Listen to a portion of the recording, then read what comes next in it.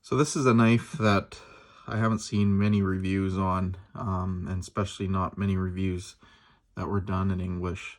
It's a Böker Mono Hunter, so it's a single-bladed one. I think they're also in Germany and Europe. I think they're also called a Jagdmesser, I believe.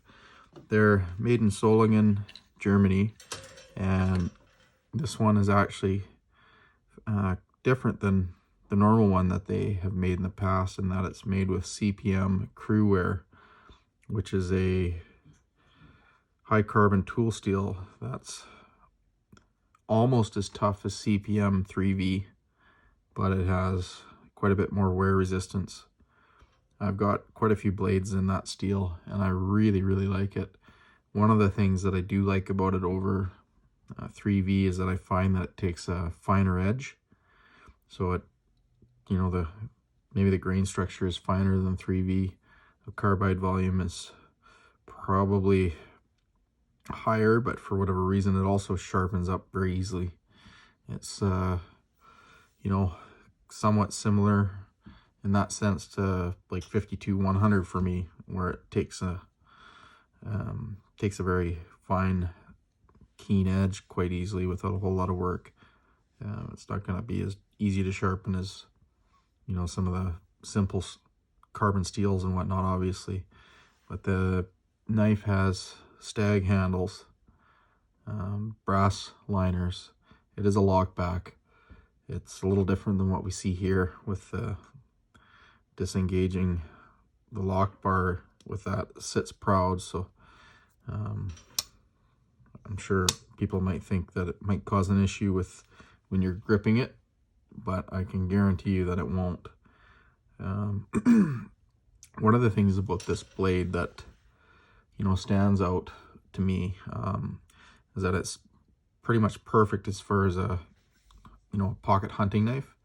The blade shape itself lends itself very well to gutting, right? So it's a very pronounced drop point blade, and it's a little narrower in through here, so it's a recurve. So when you're gutting, the skin, when it goes up and over the edge of the blade, it'll pull down a little bit here. So when you're running that blade up, the inside of an animal and, trying to skin it, it will actually cut in this portion of the blade quite well. As the skin pulls over, it will just naturally cut.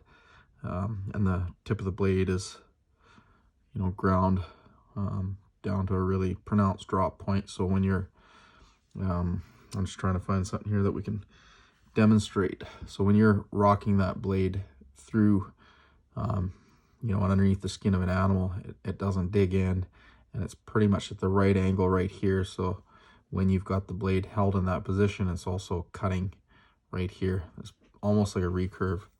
So it will work really well. And it's narrow. It's not a big fat wide blade, so that you see so many people with hunting knives and their blades are 2 inches wide. To me, that's just crazy. For a knife that is designed to go in your pocket, while you're in the field hunting, so that you can field dress an animal. Something like this with a narrow blade is what you want. You want to be able to, the deer get underneath the tail and cut around the butthole and all that fun stuff. But yeah, no, this is a very impressive heirloom quality folder. The fit and finish on it is flawless. The lockup on it is rock solid. It's super tight. I've got some other folders and stuff, conventional lockbacks, and this thing, it's tighter than any of them I've got.